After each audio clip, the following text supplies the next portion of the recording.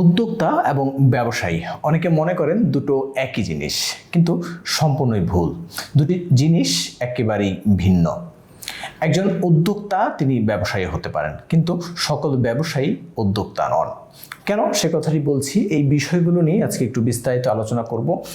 উদ্যোক্তা এবং ব্যবসায়ী নিয়ে বর্তমান সময়ে কিন্তু অনেকেই দ্বিধাদ্বন্দ্বে ভোগেন, এবং বিশেষ করে যেটা হয়ে থাকে, ব্যবসায়ী যারা তাদেরকে মানুষ উদ্যোক্তা হিসেবে গণ্য করেন, উদ্যোক্তা হিসেবে এইটা সেটা নানান ধরনের বিভিন্ন আলোচনা সমালোচনা, তারপরে হচ্ছে ক্রেস্ট প্রদান আদান প্রদান নানান কিছু হয়ে থাকে। কিন্তু প্রকান্তরে দেখা গেছে তাকে যদি দেখা হয় তার কাজগুলো, সেগুলো হচ্ছে বিজনেসের পর্যায়ে পড়ে, এগুলো আসলে উদ্যোক্তা হিসেবে পড়ে না।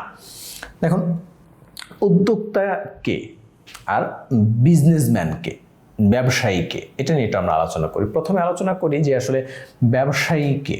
ব্যবসায়ী হচ্ছে যিনি রিস্ক কম নেন, অর্থাৎ কোনো পণ্য তিনি হচ্ছে অন্য কারো থেকে পারচেস করেন, ইম্পোর্ট করেন, সেগুলো তিনি তার মতো করে সেল করেন, তার প্রক্রিয়া সেল করেন, ভিন্ন কোনো প্রক্রিয়া হতে পারে।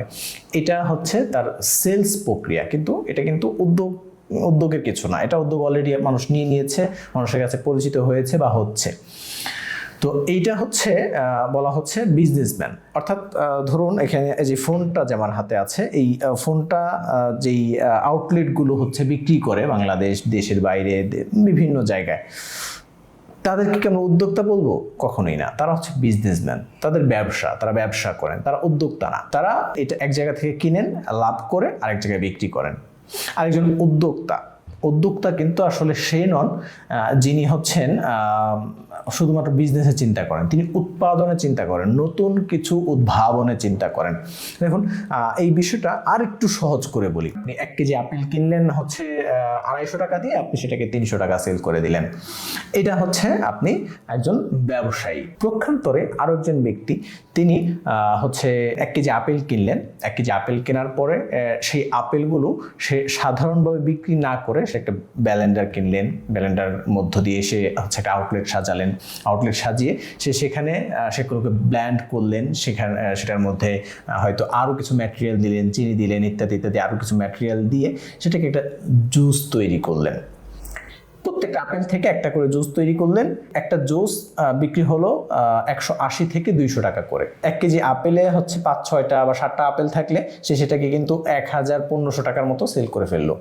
এটা হচ্ছে উদ্যোক্তার একটা কাজ। এটা একটা নমুনা, এমন আরো নানান ধরনের নমুনা আছে। উদ্যোক্তারা হচ্ছে তৈরি করেন, উদ্যোক্তারা হচ্ছে বিনির্মাণ করেন, উদ্যোক্তারা হচ্ছে এমন কিছু চিন্তা ভাবনা করেন যেটা আসলে মার্কেটে নেই, যেটা নতুন করে আসবে বা মার্কেটে আছে, সেটাকে আরো ভিন্নভাবে উদ্যোগ নিয়ে উৎপাদনের চেষ্টা করছেন। ধরুন, আমি যদি আরেকটা উদাহরণ দিয়ে বোঝানোর চেষ্টা করি, বাজারে আপনি হচ্ছে দেখবেন অনেকে পান বিক্রি করে। এই পান বিক্রেতা কিন্তু তেমন কোনো লস নেই, তার যতটুকু তার হচ্ছে চাহিদা সে ততটুকু পাইকার থেকে নিয়ে আসেন, বা হচ্ছে যিনি উৎপাদন করেন তার থেকে কিনে এনে সে ততটুকু বিক্রি করে দেন। চাহিদা বাড়লে একটু বেশি আনেন, চাহিদা কমে গেলে একটু কম আনেন, তার তেমন কোনো রিস্ক নেই। কিন্তু একজন উদ্যোক্তা যিনি উদ্যোগ নিয়ে এই পানটাকে উৎপাদন করেন, তার কিন্তু অনেক চিন্তা। পানগুলো যদি সঠিক সময় না হয়, পানগুলো যদি ঠিক মতো বড় না হয়, পরিপূর্ণ না হয়, তাহলে সেগুলো বাজারে ভালো বিক্রি হবে না, বা বাজারে বিক্রি করতে না পারলে সে যে ইনভেস্টটা করছে সেটা সম্পূর্ণই লস হয়ে যাবে। শুধু পানের ক্ষেত্রে বলছি না, কৃষি পণ্য যেগুলো আছে সেগুলো কিন্তু একই বিষয়, যে এগুলো কিন্তু অনেক রিস্ক থেকে যায়, যে নাও হতে পারে। সেটা তার উদ্যোগ, সে উদ্যোগ নিয়ে একই জিনিস যেটা মার্কেটে চলছে, জানে মানুষ, কিন্তু সে উদ্যোগ নিয়েছে, সে রিস্ক নিয়েছে, নাও হতে পারে।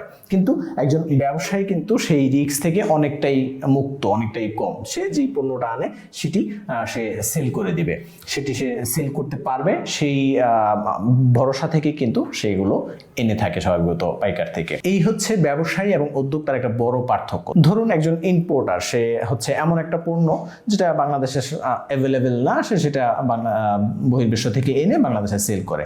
সে কি আসলে উদ্যোক্তা নাকি সে হচ্ছে ব্যবসায়ী? সে ডেফিনেটলি ব্যবসায়ী। বহির্বিশ্বে যে এটাকে হচ্ছে তৈরি করেছে, সে জানেই না যে তার এই পণ্যটা এই দেশ ছেড়ে অন্য দেশে গিয়ে বিক্রি হবে কি হবে না। সে হচ্ছে সবচেয়ে বড় উদ্যোক্তা, সে হচ্ছে উদ্যোগ নিয়ে কাজ করেছে। উদ্যোক্তা নতুন থেকে কাজ করার চেষ্টা করে, একজন উদ্যোক্তা তিনি অনেক রিস্ক নিয়ে কাজ করবার চেষ্টা করেন।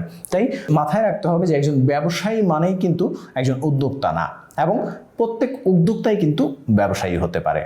সুতরাং উদ্যোক্তা এবং ব্যবসায়ীর এই পার্থক্যটা আমাদেরকে মনে রাখতে হবে যে উদ্যোক্তা এবং ব্যবসায়ী দুটা ভিন্ন জিনিস। দেখা হবে পরবর্তী কোনো আলোচনায়, পরবর্তী কোনো বিষয় নিয়ে কথা বলবো আপনাদের সামনে। ততক্ষণ ভালো থাকুন, সুস্থ থাকুন। আসসালামু আলাইকুম।